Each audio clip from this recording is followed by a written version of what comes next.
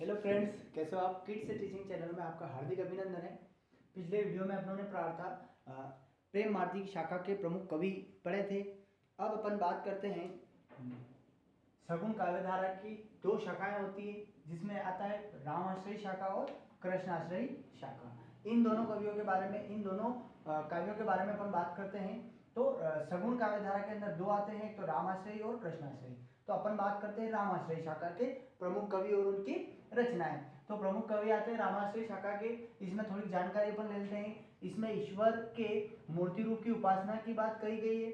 इसमें राम आश्रयी शाखा में ईश्वर के मूर्ति रूप की उपासना की बात कही गई है। उसके बाद अगला आता है, इसमें मर्यादा पुरुषोत्तम राम को अपना आराध्य मानकर रचनाएं की। राम को अपना आराध्य मानकर कवियों ने रचनाएं की है।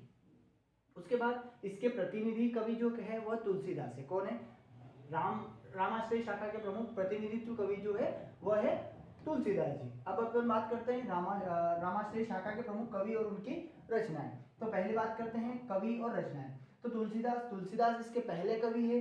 इसमें तुलसीदास की प्रमुख रचनाएं, कृतियां और ये है। तो रामचरितमानस अवधी भाषा में लिखी गई है, विनय पत्रिका ब्रज भाषा में लिखी गई है, कवितावली ब्रज भाषा में लिखी गई है, गीतावली मुक्तक काव्य है और कृष्ण गीतावली और कृष्ण गीतावली इसी में अपने दोनों ऐड कर दिया है।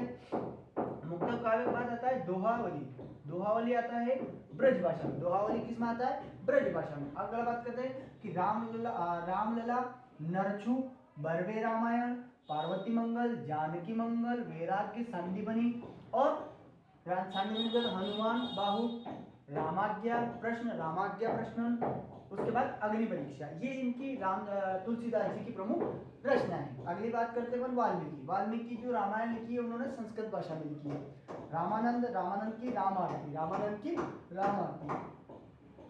नावादास की अष्टाध्याय ब्रज भाषा में लिखी गई और भक्तमाल ब्रज भाषा में लिखी गई है। अगला आता है केशवदास रामचंद्रिका, प्रबंध काव्य, विज्ञान गीता और आध्यात्मिक ग्रंथ। विज्ञान गीता जो है वह आध्यात्मिक ग्रंथ है।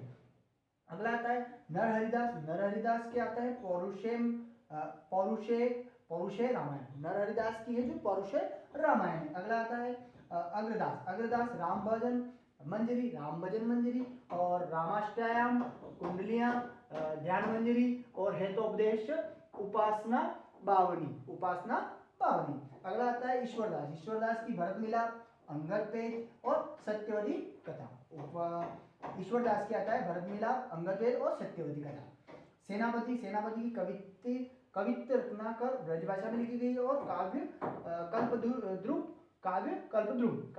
कल्पद्रुम। अब आपने जो निर्गुण काव्यधारा की पढ़ी। अगला अपन बात करते हैं कृष्णाश्रयी शाखा के प्रमुख कवि। इस कृष्णाश्रयी शाखा के प्रमुख कवि और उनकी रचनाएं अपन नेक्स्ट वीडियो में मिलते हैं। ऐसे सभी कवि और उनकी रचनाएं अपन पूरे प्लेलिस्ट में आपको सारी जानकारी आपको मिल जाएगी। अगर वीडियो पसंद आए तो लाइक शेयर सब्सक्राइब जरूर करें।